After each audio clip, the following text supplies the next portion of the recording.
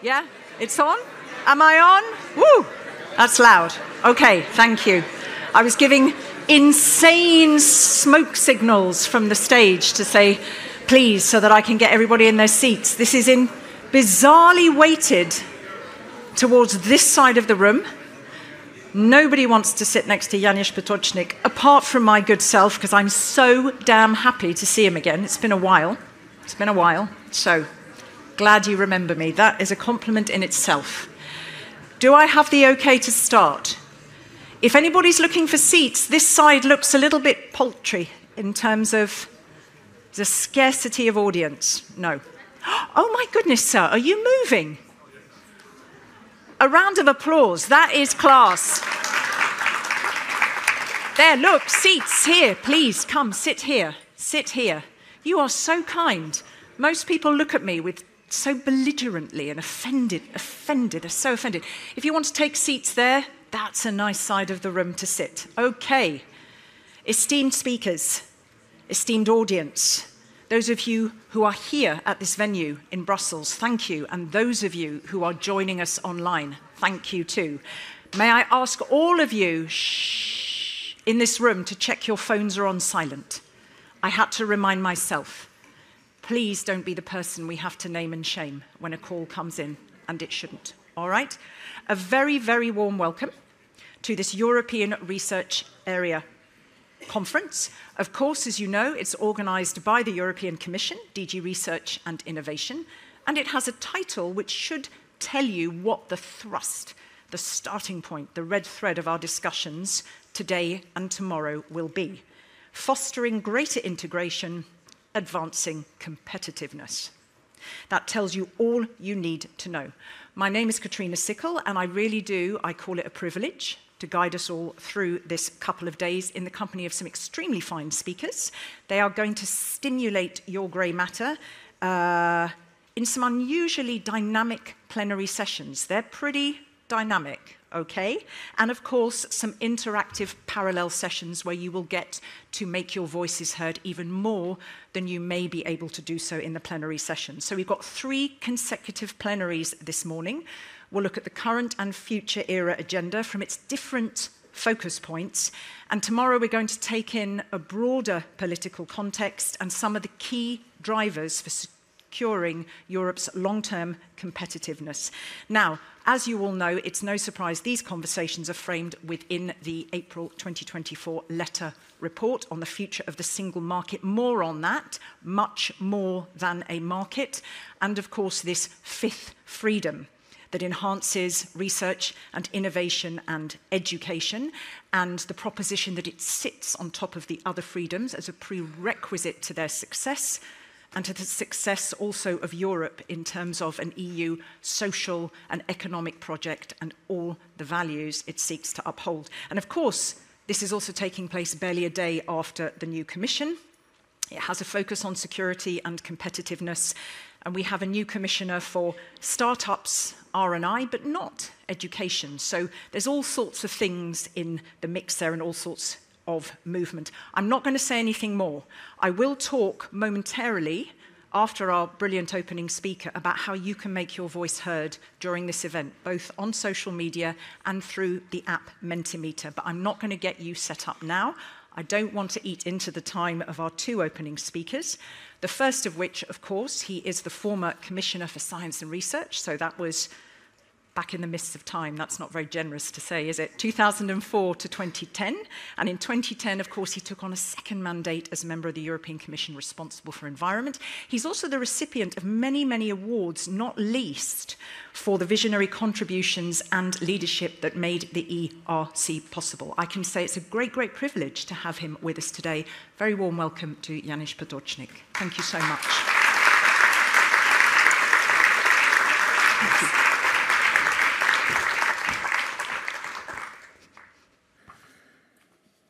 Thank you.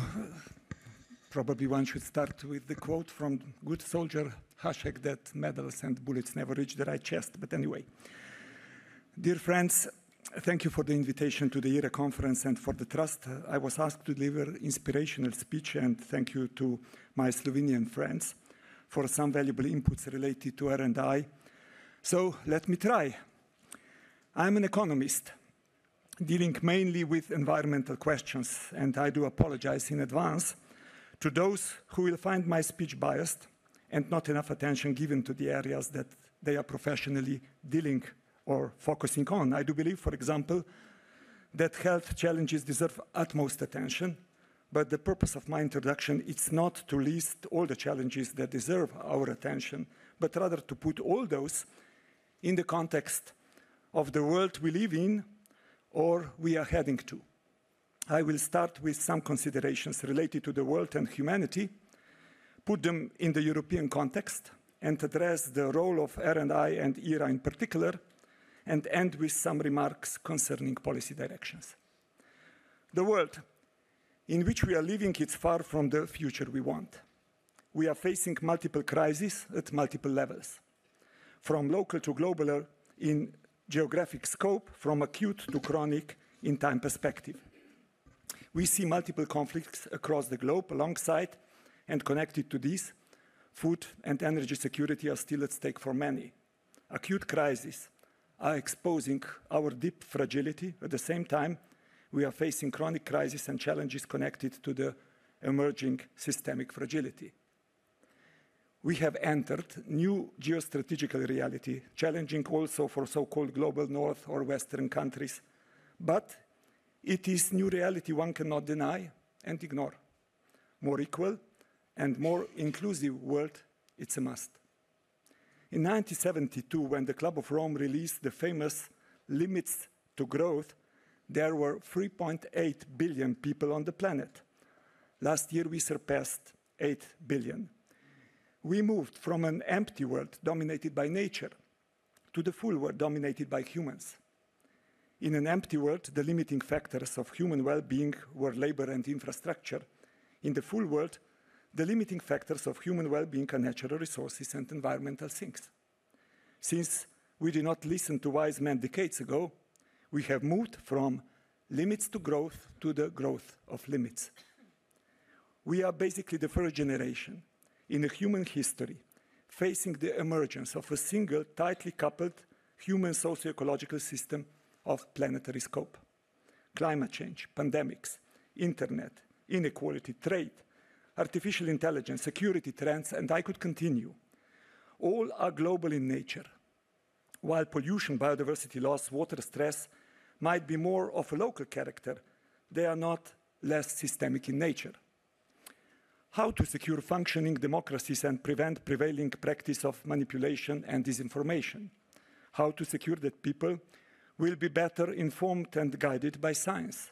How to strengthen control over unnecessary nuclear weapons. How to prevent that greed and profit motive would not lead the emerging artificial intelligence in the uncharted waters. How to convince policymakers that climate change does not belong among important but urgent matters are just few questions crossing my mind and, of course, making me worried. In short, our individual and collective responsibility has enormously increased. And one thing is certain. Taking painkillers to fix the acute crisis will not heal chronic ones and solve systemic challenges. Rather hide them and make them worse. And many times acute crises are just the consequence of not solving the systemic ones. In this context, we should not underestimate the importance of access to and use of natural resources, which is the topic I'm professionally dealing with inside the UN system. Access to and use of natural resources have been, in human history, always closely related to the level of the achieved well-being of nations. It was also driving the geopolitical efforts of consumption countries to politically control the rich resource countries. Just remember the efforts of developed nations related to the access of land, water, oil and gas, various minerals or precious metals like gold in resource-rich countries. Unfortunately, all that was many times also connected to the reasons leading to the lack of stability, security, poor democratic systems resulting in conflicts and wars in those countries. The whole history of, let me call it, colonialization of nature was and still is central to fairness and to equity. Management of natural resources is organized through economic system. Our economy, designed and championed by industrialized nations, is wasteful and unjust. One could probably best explain it with the novel title of Finnish writer Arto Pasilina, A Charming Mass Suicide. Key challenge is how to shift from an economic system based on the notion of unlimited growth to the one which is both ecologically sustainable and socially just. No growth, it's not the answer. Growth is a central characteristic of life. A society or economy that does not grow will die sooner or later. Growth in nature, however, it's not linear and unlimited. The linear view of economic development, as used by most mainstream and corporate economists and politicians, corresponds to the narrow quantitative concept of economic growth, to GDP, while the biological and ecological sense of development corresponds to the notion of qualitative growth, to the well-being. Economy should serve humans and not the opposite. While acknowledging the importance of GDP, we should be driven by well-being, meeting societal needs while remaining within planetary boundaries to safeguard planet's life support systems, thus remains the key challenge for the global community, Europe included. This leads me to the importance of the provisioning systems concept, system providing for human needs. We do not need cars, we need mobility. You don't need a chair, you need to sit. Provisioning systems can be understood as interlinked, complex physical and social systems that mediate the ways in which resources are extracted and transformed into material and cultural things that contribute to need satisfaction. Approach is consistent with the donut logic, meeting human needs while respecting planetary boundaries. Viewing the economy through provisioning systems allows identification and understanding of solutions that transform the way we meet our needs and avoid silo-based solutions leading to unintended consequences elsewhere. According to IRP Global Resource Outlook 24, 4 provisioning systems, energy, food, built environment, and mobility, are most resource-intensive human needs, accounting for 90% of all global material use and deserve, of course, most of our policy attention. The good news is that designing these provisioning systems in a much more resource-efficient way is possible and highly attractive to citizens and even for business. Recent mathematical models demonstrate that in market economies, the natural inclination of wealth is to flow upward, and that only redistribution could set limits to inequality.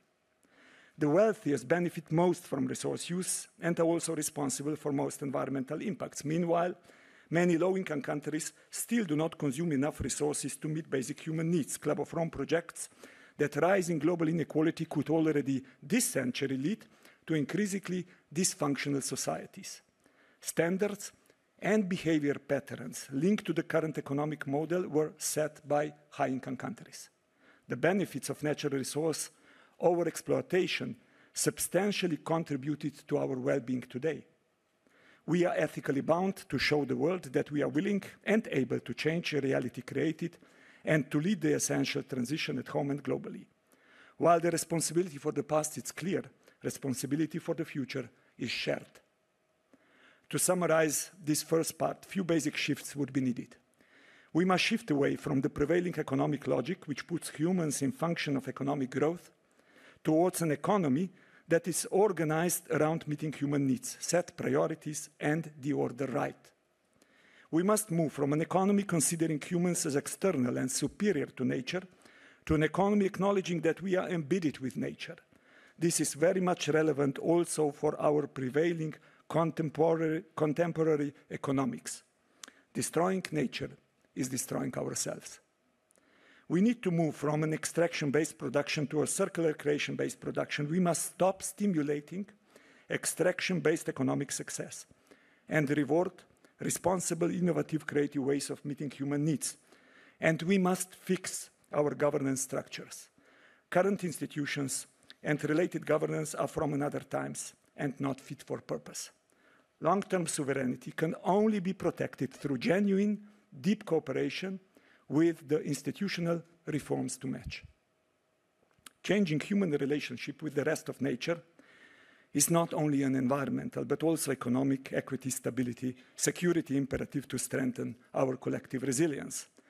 This relationship is not stable nor balanced, and it will be resolved either with immediate collective wisdom and cooperation or in a hard and painful way, including conflicts, wars, pandemics, severe weather events, the world of chaos and migrations.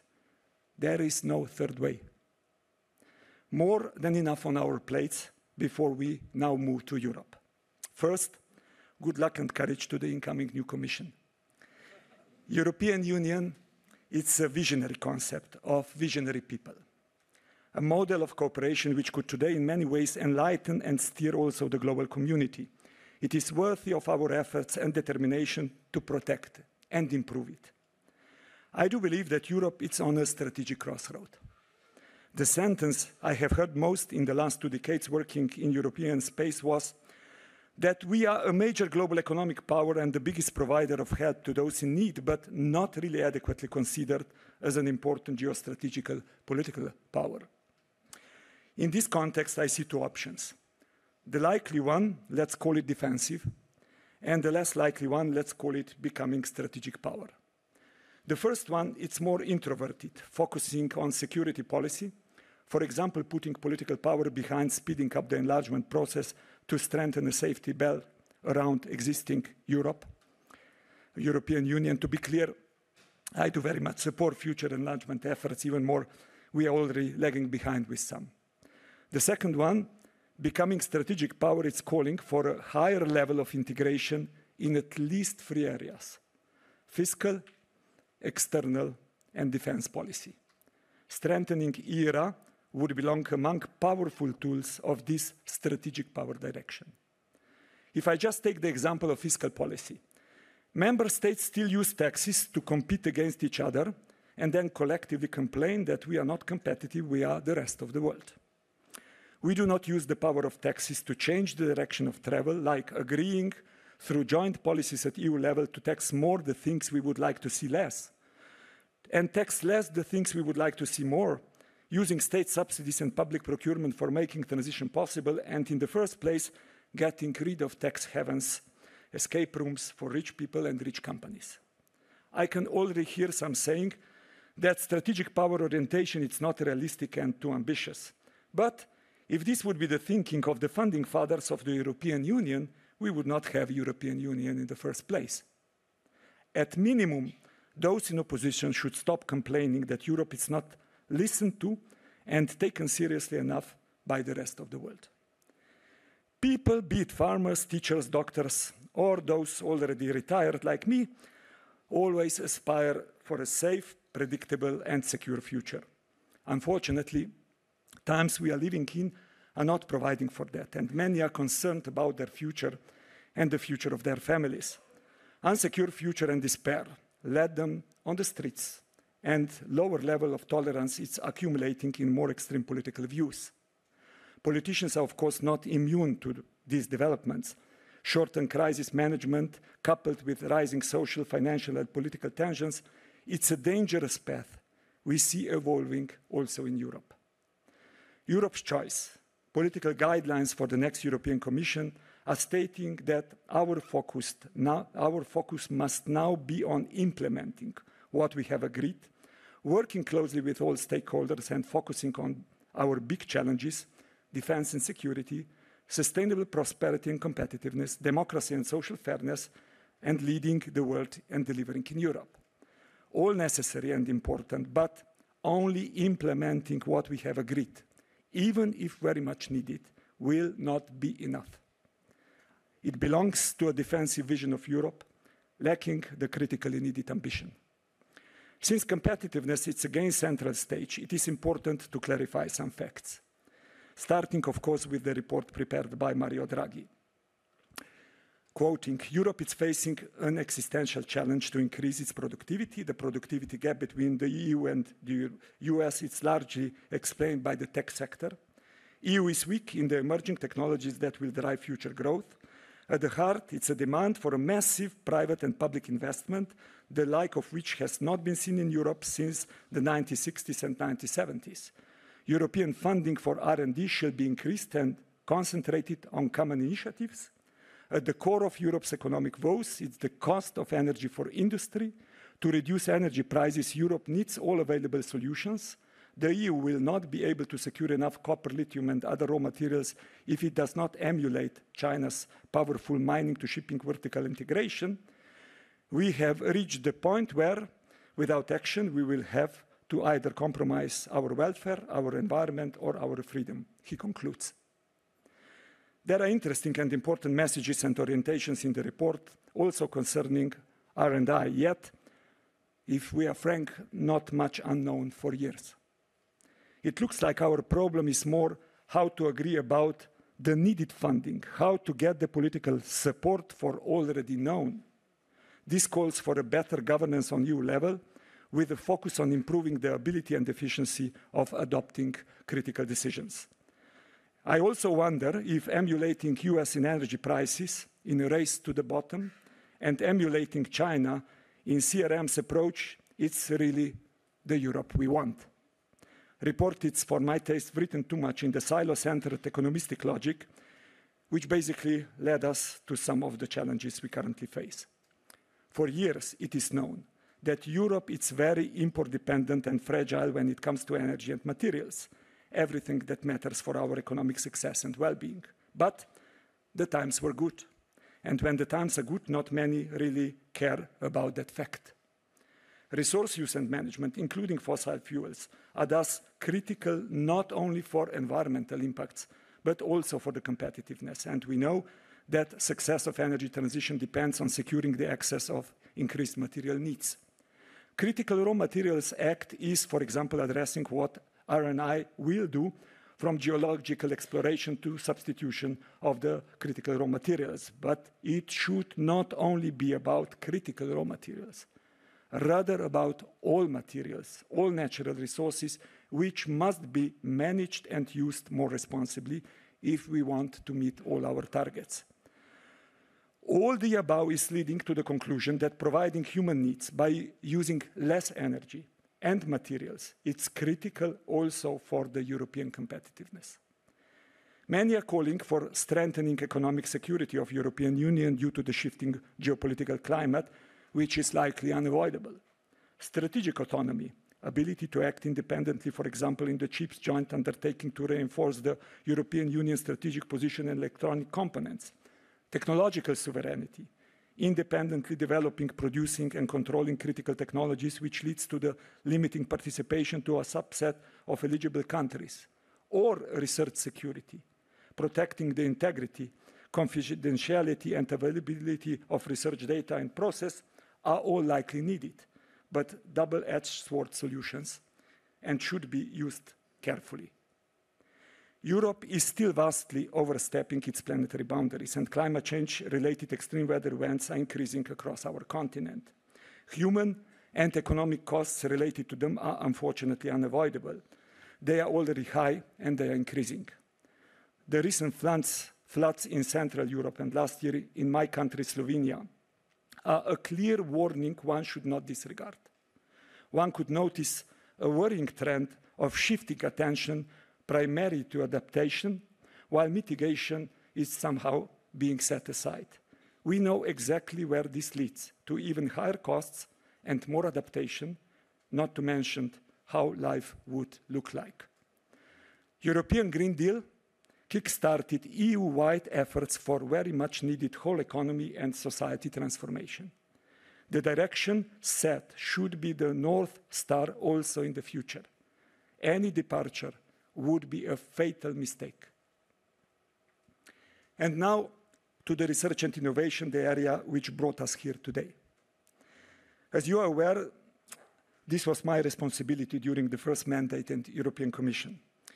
We have done together many interesting things, from introducing public-private partnership models to separating the policy from the program management. But if I would be asked what R&D footprint I'm most proud of, I would certainly put on the first place European Research Council, followed by the idea of European Research Area and the fifth freedom, free movement of knowledge to complement the four freedoms in the European Union space. Basic research will always be necessary and critical. We have to move the boundaries of science in all scientific areas ahead. Not many were in the process of ERC creation actually supportive, even in Commission, in member states, or among the researchers. But ERC proved to be a very much needed and successful instrument supporting the excellence in science. It also led to a similar instrument on the innovation side of the R&I spectrum, European Innovation Council. ERA and the fifth freedom are of course connected. I was very much supporting both ideas, and the introduction of ERA into the treaty presented an immense opportunity for R&I. I will recall some groundbreaking new approaches we were able to introduce in this context, but some of its potential still remains unexploited. As already mentioned, when discussing the future of Europe, ERA and fifth freedom are for me essential components of ambitious strategic vision for Europe. But let's look first briefly back in the history. Some of the success of ERA so far, with emphasis on the development of joint activities and funding, were related to research infrastructures and the S3 roadmap, to the partnerships like the technology platforms and SRIs, developed into the first institutionalized European partnerships, joint undertakings based on Article 187 and holistic governance approach introduced through Ljubljana process, followed by the vision during French presidency and governance during Swedish presidency. I have always considered ERA as a process.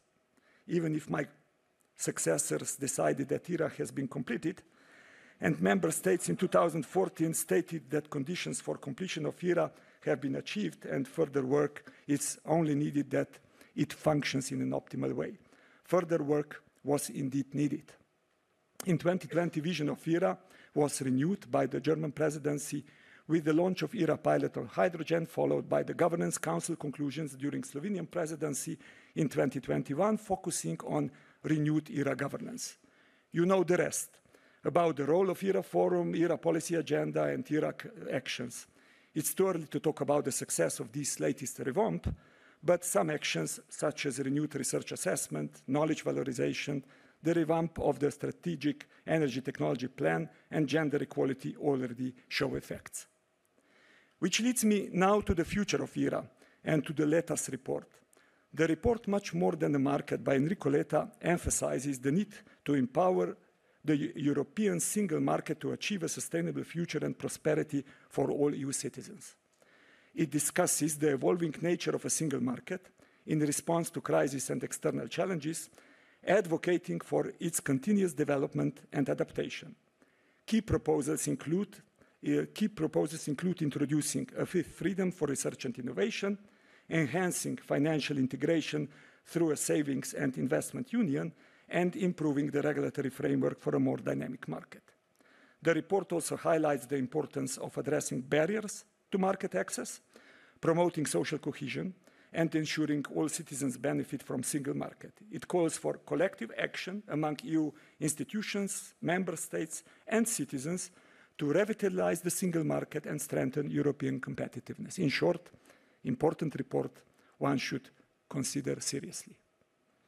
ERA is in Leta's report considered as an important lever of enhancing research, innovation, and education within the single market. It emphasizes the need for a fifth freedom that focuses on research, innovation, knowledge, and education to boost the single market's capabilities in these areas. It highlights that the seamless mobility of researchers across Europe is crucial for a vibrant exchange of expertise and to open doors to unique research opportunities. It calls for dismantling administrative and legal barriers to enhance collaboration and integration within the ERA. Additionally, reports suggest that empowering research infrastructures and facilitating access to laboratories, digital platforms, and cutting-edge equipment are essential for the research community to address these complex challenges. The establishment of the European Knowledge Commons is proposed as a centralized digital platform to provide access to publicly funded research, data sets, and educational resources, thereby fostering innovation and societal progress. Overall, the report envisions a more integrated and dynamic European research area that can drive advancement benefiting the entire continent. The recognition of R&D and innovation, ERA and fifth freedom could hardly be clearer. And I hope this will be recognized also in the future EU directions and policy framing. Personally, I'm convinced that we need a big framework program with a bigger focus on the ERA delivery. Examples from the past, like boosting the partnership in electronics and supercomputing, are showing that significant investment from the EU side towards a joint priority attracts also national investments. And this could also convince the countries that a bigger budget for R&D and innovation is logical and needed. We have clear arguments coming also from the recent competitiveness angle of Draghi report. He sees lessons to be learned from research hubs like California, recommending that EU should focus funding on developing a limited number of world-class innovation hubs. I would plea that among existing pillars covering excellent science, global challenges, and European industrial competitiveness and innovative Europe, the horizontal pillar of widening and deepening ERA should be a powerful coordination driver of all EU framework programs. You are touching many important ERA-related questions during the conference, from inclusive gender equality, scientific freedom and research security, to biomedical research and engaging citizens, to energy and AI questions, R&I linked to competitiveness and industrial transformation, importance of research infrastructure, climate and circular economy, attracting talents and developing skills, and bioeconomy solutions. All those questions are, of course, important and will certainly receive proper attention during the next 2 days. I will be contributing tomorrow to the climate and circular economy session. Just one quick remark today. Climate change could not be solved only by energy transition, helped by technological development. Climate breakdown is a symptom of ecological overshoot. The material footprint is dangerously under-discussed. Most climate solutions proposed so far tackle symptoms rather than the root causes of the crisis. Climate solutions often center on carbon emissions, while focus on overshoot highlights the material usage, including fossil fuels, waste output, which means economic model in which we live, and growth of human society, all of which affect the Earth biosphere. If I would be provocative, providing humans with abundant, cheap, mainly renewable energy, but not asking for what that energy will be used, and not addressing the current behavior patterns would be like providing us with a license to kill. Hart Hagen, environmental journalist, has nicely summarized that by saying, a species causing the extinction of 100 species per day does not need more energy to do the same. Let me finish with few thoughts related to policy making. Science-based policy making is a must. I have never heard anybody opposing that. But I have rarely met anybody practicing this without some additional interest-based reservations. In our policy efforts, 3 major blind spots could be identified. First, the lack of holistic system change approach. The silo logic and the lack of capacity or knowledge how to translate system change visions into concrete policies and investments results in conflicting actions and policies that hinder the real systemic transformation. Second, by failing to go to the roots of the problems, addressing the fundamental drivers and pressures, we lack focus on natural resource use as well as market signals leading consumers and producers' behavior. Our current system does not intensify sustainable resource use, in fact, quite the opposite. To avoid overregulation, we need in the first place to set market signals right. Signals to producers to avoid destroying natural capital, and contradictory signals to consumers who still routinely pay more, for example, for food with a lower environmental impact instead of the reverse. Sending policy signals one way and market signals the other is just creating confusion on the markets and leading to the resistance and lobbying by affected companies, in particular here in Brussels. And third, lack of demand-side focus. Policy attention also in climate efforts, it's mainly given to the supply side of the economy, to the cleaning of the existing economic system. It is lacking the attention to the demand side. we must stop ignoring the inherent wastefulness of our production and consumption systems and ask the question who is exceeding the planetary boundaries and who is living out of the safe operating space. This is essential also for equity and fairness related efforts on a global level. Efficiency should be complemented by sufficiency policies, and decarbonization and dematerialization policies should walk hand in hand. In short, if we want to protect elephants in nature, we must first extinct some elephants in our rooms. And you, the research and innovation community, I have learned that as politician, one can only be ahead of time, fighting for the necessary changes, or behind the time, protecting existing interests of various stakeholders. Present time is among politicians somehow absent. European Commission, with all the respect I will always have for the professionalism and strategic vision it possesses, has still not found optimal relationship with the member states that would facilitate implementation of this shared vision. Logically, since it's not operating in the vacuum. RTD, and of course also JRC, should exploit its specific role, being less on a political radar than other directorates and be ahead of time. This is your opportunity and this is your responsibility. You must drive the change. You must help us providing solutions to the challenges we collectively face. And you must simultaneously push the boundaries of knowledge to the new frontiers. ERA, it's a wonderful concept. It is part of the Europe we want. With the revival of the fifth freedom concept, you have a major opportunity to play a role in providing a leadership beyond the pure research area, innovating also in the governance area, providing evidence that funding and cooperation in your area makes sense, and providing argumentation that you deserve even more attention and support in the future comparing to the one you are receiving today. So, dear friends, was this enough inspirational? I'm not sure, but it was certainly long. And it was certainly biased, we all are. It was maybe more my story than your story, but it was certainly also our story. It was sincere and I hope helpful. I also know that many of the solutions of the mentioned problems are about the pure scientific advice in the turbulent social and political waters, but still, you can help, you must help.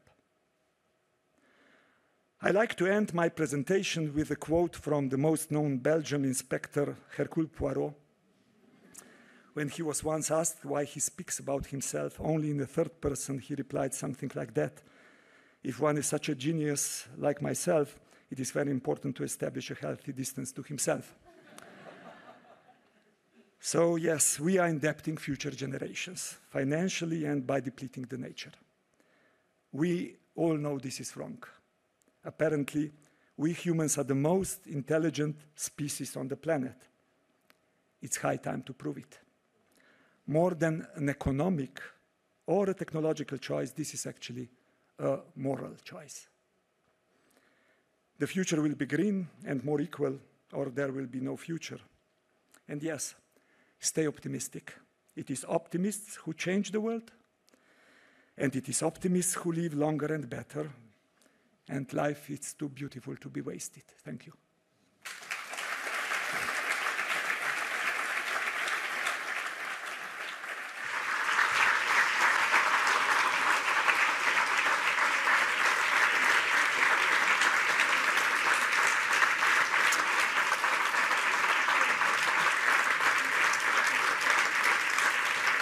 Thank you.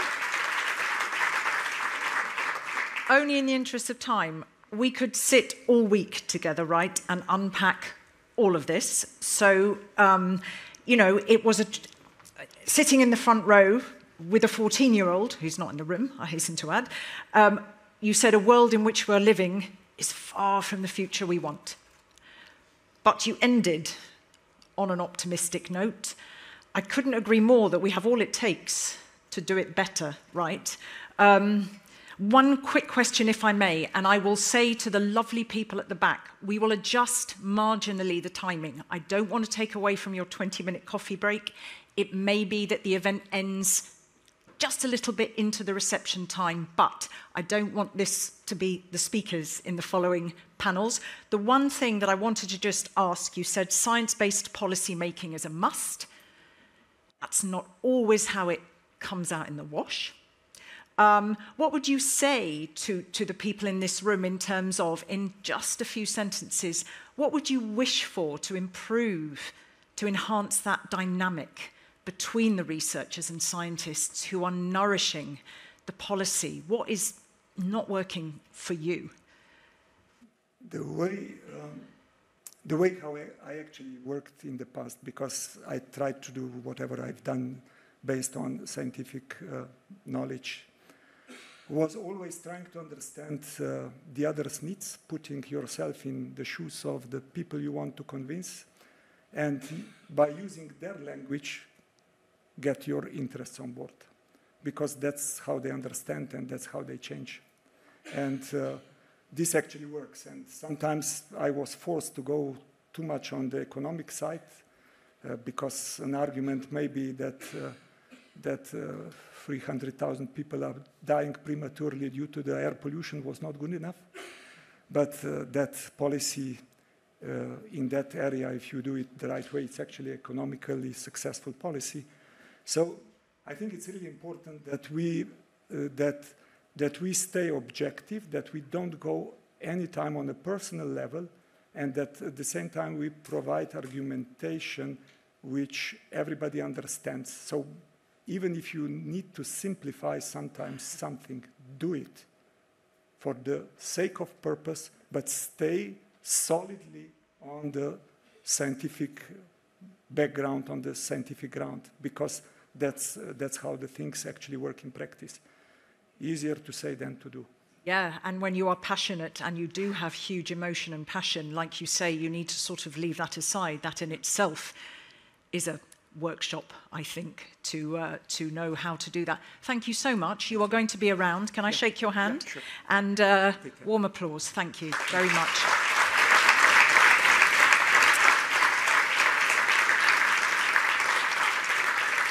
Right, well, thank you. The Director-General of DG Research and Innovation, Marc Lemaître, is here to address you now, but in a beautifully concise fashion. So may I please invite him to take the stage now.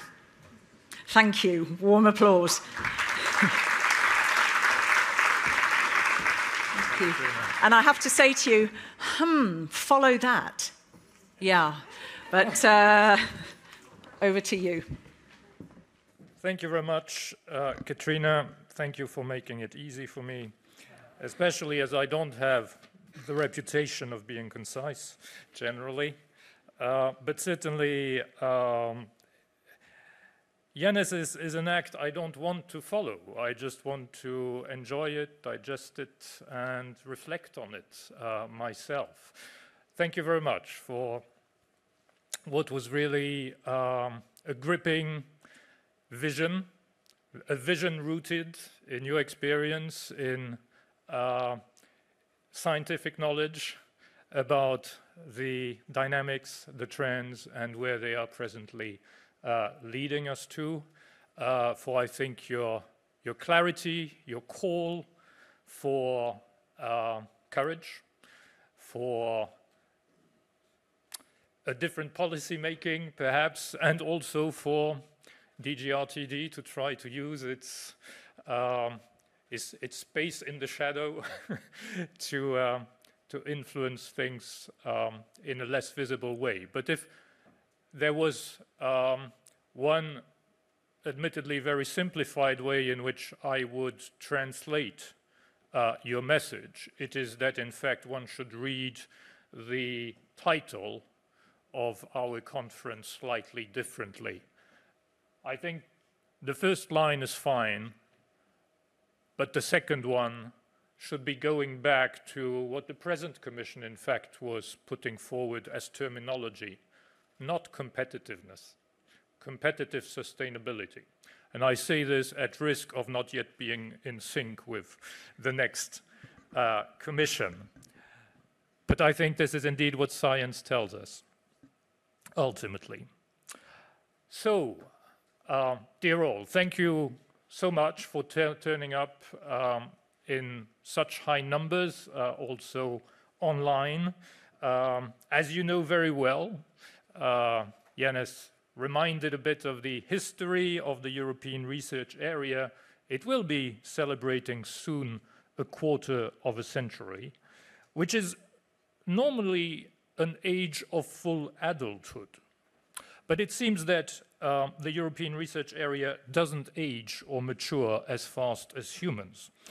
So in 2020, i.e. 4 years ago, we tried to revamp it, reboot it.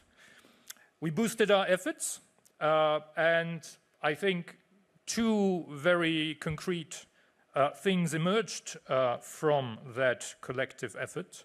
First, we equipped ourselves with a roadmap, the ERA policy agenda, which we are in the process of revisiting for the next 3 years. And talking about a different governance, we brought all those who are part of the European research area and make its heartbeat to the table to work together through the ERA forum.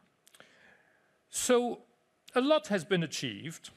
Let's say that by now we might have reached adolescence, but much remains to be done to strengthen European research and innovation jointly across Europe. And I would stress in this context one term. What we need is to finally unleash the full scale of Europe. Janez gave good examples. High-performance computing. The ERC itself, I think, is the demonstration that when we use the European scale, when we are not hindered by national boxes, we can achieve so much more. We have recently been reminded of this, indeed, by Enrico Letta's report, who calls for a fifth freedom in the single market, put very simply, the freedom of circulation of knowledge, and also last week, yes, by Mario Draghi, who highlighted that the lack of a truly functioning technological and innovation single market hinders European competitiveness, and called for a research and innovation union. And you will find in Draghi's report a lot about scale. You know, our lack of scale today in the way we function in Europe, starting with the single market itself, right, which requires still a lot of improvement, but definitely also in research and innovation, in the capacity or not today in Europe to scale up startup companies and so on and so forth. So, talking about optimism, I really feel there will never be, for us, a better time for a European Research Area conference when all eyes are, in fact, turned on research and innovation. Perhaps excessively so, indeed, because some people just think, you know, technologies will solve it all, and Janez reminded us there's more than that is required. But still, today, everyone is turning to research and innovation to deliver what? Yes, to deliver competitiveness, to deliver prosperity, and to deliver sustainability. So it is, I sense, quite a unique moment for all of us, stakeholders, member states, and the Commission, to discuss the lessons learned from the past few years, the challenges and opportunities ahead, to strengthen the ERA and develop stronger and better integrated R&I ecosystems.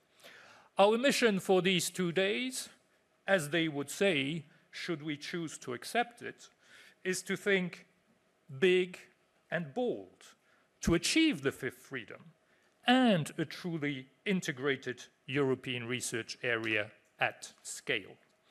It is not at all a mission impossible, on condition that we all work together. I wish you all a great conference, and I look forward to your big and bold discussions together. Thank you very much.